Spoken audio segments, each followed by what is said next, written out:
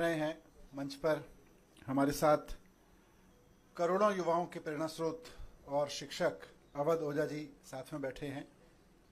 बहुत खुशी की बात यह है कि आज से अवध ओझा जी आम आदमी पार्टी ज्वाइन कर रहे हैं।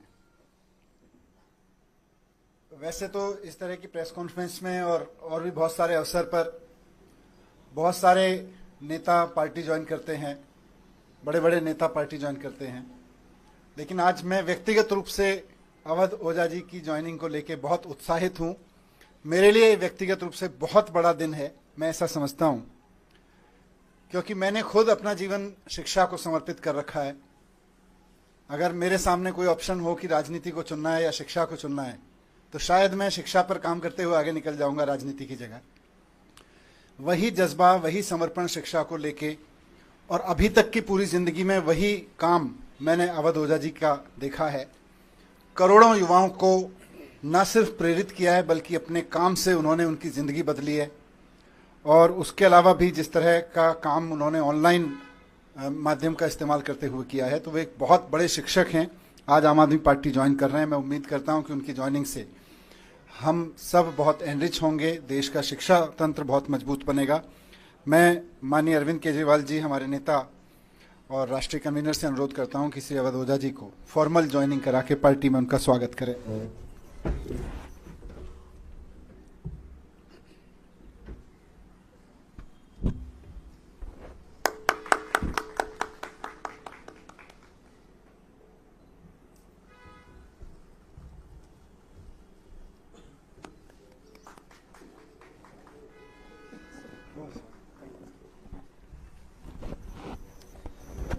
मैं अब सर से अनुरोध करूंगा कि 2 शब्द इस अवसर पर कहें। अवध ओझा जी। जय हिंद फ्रेंड्स। सबसे पहले मैं आम आदमी पार्टी और आम आदमी पार्टी के सर प्रमुख अरविंद केजरीवाल जी, मनीष सिसोदिया जी, सबको सहृदय से धन्यवाद देता हूं कि उन्होंने मुझे राजनीति में आकर शिक्षा के लिए काम करने का अवसर दिया है। शिक्षा एक ऐसा माध्यम है जो परिवार, समाज और राष्ट्र की आत्मा है। जितने भी देश दुनिया में महान हुए, उनकी पृष्ठभूमि में कहीं ना कहीं शिक्षा का योगदान रहा। तो मैं आज अपनी इस राजनीतिक पारी की शुरुआत पर आप सबसे ये बात साझा करना चाहता हूं, जैसा कि हमारे नेता मनीष सिसोदिया जी ने कहा कि अगर मुझे राजनीति और शिक्षा में से कुछ चुनना हो तो मैं निश्चित तौर पर शिक्षा को चुनूंगा। ऐसा ही कुछ उद्देश्य मेरा भी है और राजनीति में आकर शिक्षा का विकास मेरा सर्वोत्तम उद्देश्य है। धन्यवाद। मैं श्री अरविंद केजरीवाल जी से अनुरोध करूंगा कि वो इस अवसर पर अपने विचार व्यक्त करें। अवध ओझा जी शिक्षा के क्षेत्र में इस देश का जाना माना नाम है, जिन्होंने लाखों करोड़ों युवाओं को, बच्चों को शिक्षा दी, रोजगार के लिए तैयार किया, प्रेरणा दी। न केवल शिक्षा, मैं इनके वीडियो देखता हूँ जिसमें वो अलग अलग तरह से युवाओं को एक अच्छा जीवन जीने के लिए भी प्रेरणा देते हैं। उनके आने से अभी तक जब भी किसी नेता को हम ज्वाइन कराते हैं तो हम कहते हैं इनके आने से आम आदमी पार्टी मजबूत होगी। आज अवध ओझा जी के लिए मैं कहना चाहता हूं कि इनके आने से देश में शिक्षा मजबूत होगी, क्योंकि आम आदमी पार्टी शिक्षा के क्षेत्र में सबसे ज़्यादा काम कर रही है। और आम आदमी पार्टी के ज़रिए जब ये शिक्षा में काम करेंगे तो देश की शिक्षा मजबूत होगी।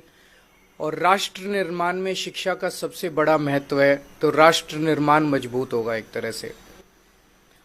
हमारी कोशिश ये रहती है कि जिन क्षेत्रों में आम आदमी पार्टी, जो आइडियोलॉजी हमारी है, भ्रष्टाचार निरोधक, शिक्षा, स्वास्थ्य, इन क्षेत्रों में जो भी अच्छे लोग हैं जो काम कर रहे हैं, उनको राजनीति में लाया जाए ताकि राजनीति में आके वो अपना और ज़्यादा योगदान दे सकें। राजनीति में आने से पहले हम लोग भी एनजीओ में काम करते थे, मैं, मनीष जी, और एनजीओ में रहते रहते हमें लगने लगा कि एनजीओ के ज़रिए राजनीति के बाहर एक लिमिटेड तरीके से काम कर सकते हैं, इतना ही काम कर सकते हैं। जैसे मैं सुंदर नगरी की झुग्गियों में काम करता था, तो वहाँ पे 2 या 3 सरकारी स्कूल थे, उन सरकारी स्कूलों को ही ठीक कराने में पूरी जिंदगी बीत जाती है हमारी। लेकिन जब राजनीति में आए तो एक ब्रश से हमने दिल्ली के सारे सरकारी स्कूल ठीक कर दिए। तो अवध ओझा जी अब जब राजनीति में आए हैं तो वो शिक्षा के क्षेत्र में, रोजगार के क्षेत्र में खासकर एक बहुत अहम भूमिका निभाने वाले हैं, जिससे दिल्ली को और देश को बहुत फायदा होगा। तो मैं तहे दिल से अवध ओझा जी का पार्टी में स्वागत करता हूं।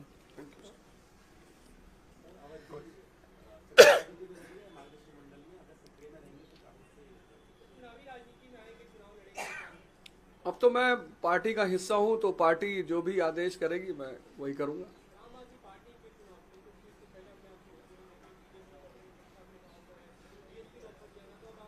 आपने आम आदमी पार्टी की जो शिक्षा का विकास धारा है, सिर्फ उसमें एक आध पॉइंट अगर आप देख ले कि 97% रिजल्ट है 12th का गवर्नमेंट स्कूल का। एक साल में तो 99% आया था।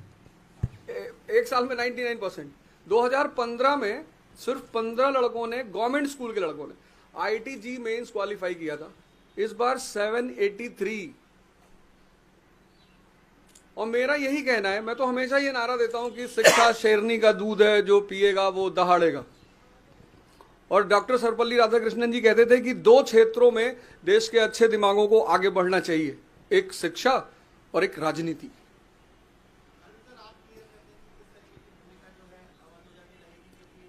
थोड़ा सा सस्पेंस बना रहने दीजिए। आने वाले दिनों में रोल आउट करेंगे, आपको बता देंगे, सबसे पहले आप ही को बताएंगे। Thank you. Thank you. Thank you.